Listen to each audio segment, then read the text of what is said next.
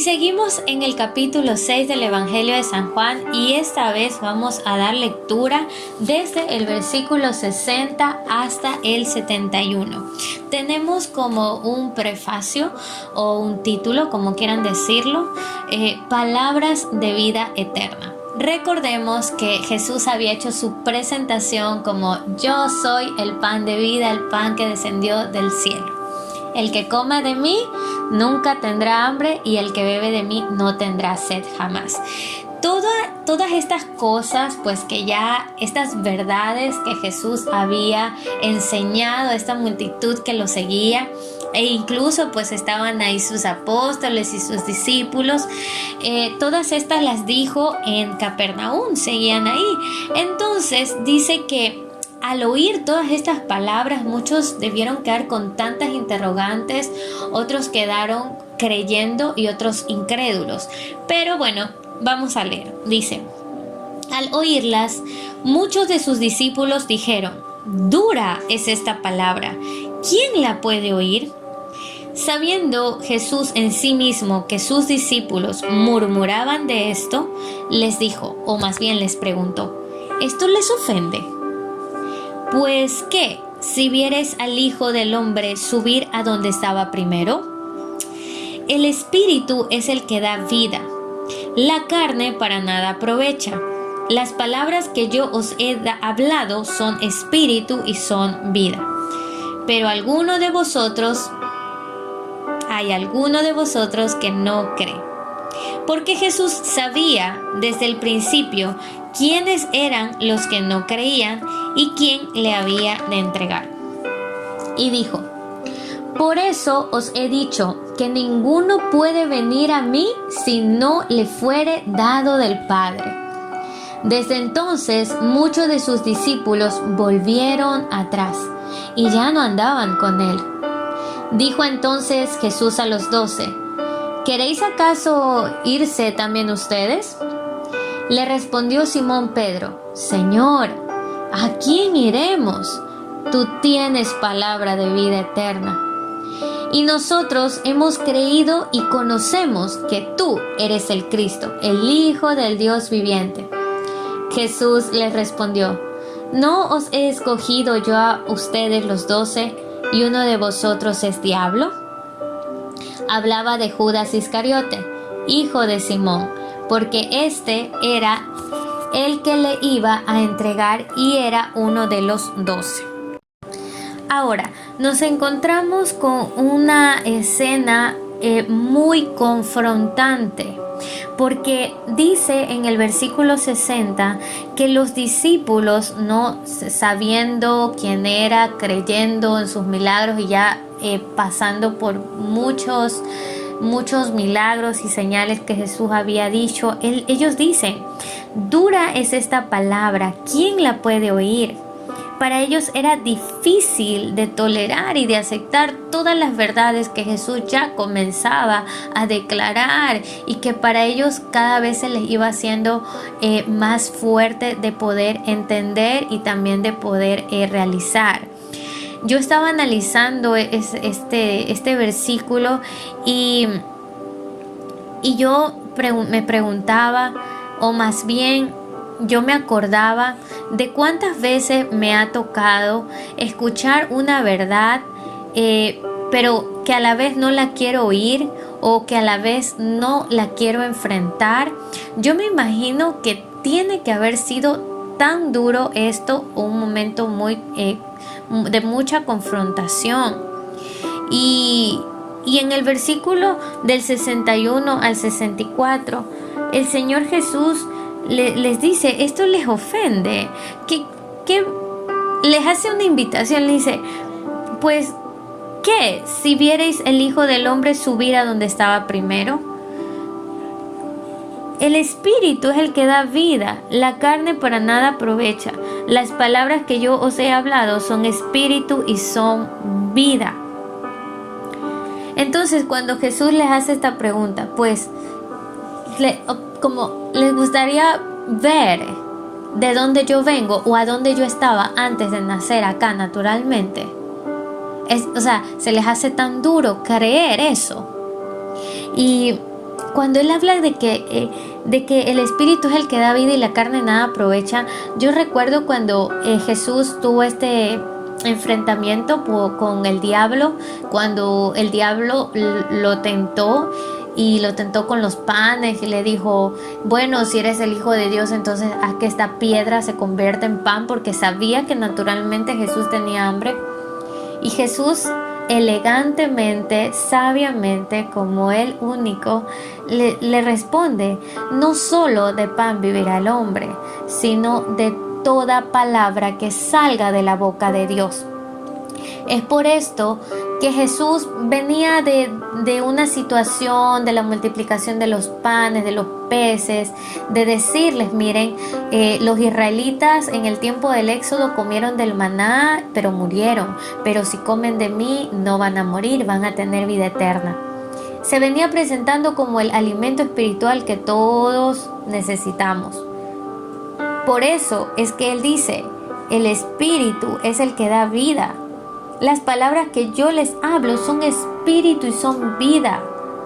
Las palabras de Jesús es las que vienen a levantarnos realmente, no solamente en nuestro cuerpo, sino en nuestra alma y en nuestro espíritu. Yo quiero leer un poco acerca de Ageo del 1, capítulo 1, versículo 13. Me encanta cuando aquí habla del despertamiento del espíritu.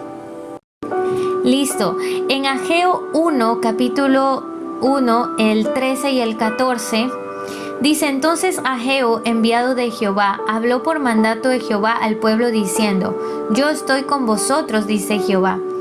Y despertó Jehová el espíritu de Zorobabel, hijo de Salatiel, gobernador de Judá, y el espíritu de Josué, hijo de Josadac, sumo sacerdote, y el espíritu de todo el resto del pueblo, y vinieron y trabajaron en la casa de Jehová de los ejércitos, su Dios.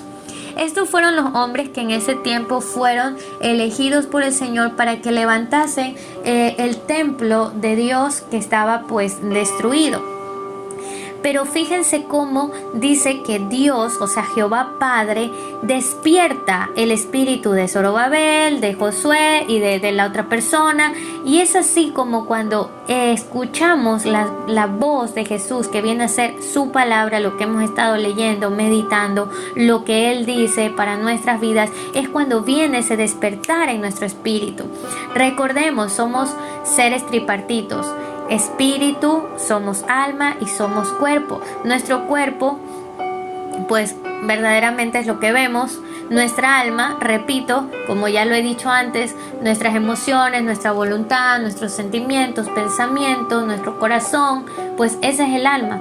Pero el espíritu necesita ser despertado por Jesucristo, por el Padre, por el Espíritu Santo, a su voz, a su llamado. Por eso es que Jesús les dice, o sea, tan difícil les es escuchar las verdades que despiertan su espíritu, que le dan vida, que le dan aliento. Por eso es que Jesús como que bien firme y bien serio, yo me lo imagino. Yo sé que Jesús es un Dios de gozo, pero en esta situación yo lo puedo visualizar bien serio hablando con sus discípulos. Pero y aún dice, y les dice, pero aún algunos de ustedes no me creen, les dice. Y les vuelve a decir en el versículo 65, les he dicho que ninguno puede venir a mí si no les fuere dado por el Padre. Y esto lo dijo en el capítulo anterior, en San Juan 6. Esto lo dice. Y me encanta porque eso nos hace tener la seguridad de que no nos equivocamos, o que si llegamos a los pies de Jesús, no es porque tuvimos un desliz o porque tuvimos una necesidad tan grande y que eso nos hizo interesarnos en Dios, aunque se da de esa manera, pero es que se dan situaciones para que uno pueda dar ese paso tan importante, que es el más importante en nuestras vidas. Recordemos, no decidimos nosotros elegir a Dios. Él nos eligió primero, porque Él nos amó primero. No nosotros primero amamos a Dios. Eso no es así. Jesús nos amó desde el principio de los tiempos, tanto así que se bajó de su trono, de su lugar celestial privilegiado para venir a ser castigado, venir a sufrir acá por amor, por ti y por mí. Por eso Él dice: tú vienes porque el Padre te eligió, porque el Padre te trajo a mí y yo no te echo afuera. Ahora, continuando con la lectura, dice que muchos se regresaron para atrás y ya no andaban con Él. Es por eso que sí hemos escuchado: muchos son los llamados, pero pocos los escogidos. El Evangelio o las palabras de Jesús son duras, son muy confrontantes, pero son las más eficientes, son las verdades que nuestro cuerpo, alma y espíritu necesitan para ser despertado, para caminar en propósito, para hacer las grandes obras que el Señor nos ha llamado. Por eso que muchos retrocedieron, pero entre los que se quedaron fueron sus apóstoles. Y me encanta cuando Pedro les dice: pero ¿a dónde iremos, Señor? Porque Jesús le dice: ustedes también se van a ir. Y Pedro le dice: ¿a dónde iremos si solamente tú tienes palabras de vida eterna? Nosotros hemos creído y conocemos que tú eres el Cristo, el Hijo de Dios. Ahora, ¿qué papel tomamos nosotros en esto? ¿Queremos ser aquellos que nos sentimos confrontados por nuestros pecados y las palabras de Jesús y regresamos para atrás? ¿O queremos ser de aquellos que siguieron como Pedro y le dijeron: ¿a dónde vamos a ir si solamente en ti encontramos salvación, en ti encontramos fe, en ti encontramos amor, en ti encontramos paz, benignidad, bondad, en ti encontramos todo lo que realmente necesita mi ser para ser feliz y para caminar en propósito, para tener esa vida eterna? Esta pregunta se las dejo aquí.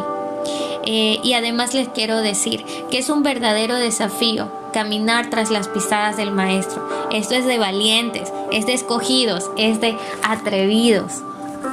Así que nosotros decidimos ir atrás de ese pan de vida, comer de ese pan de vida.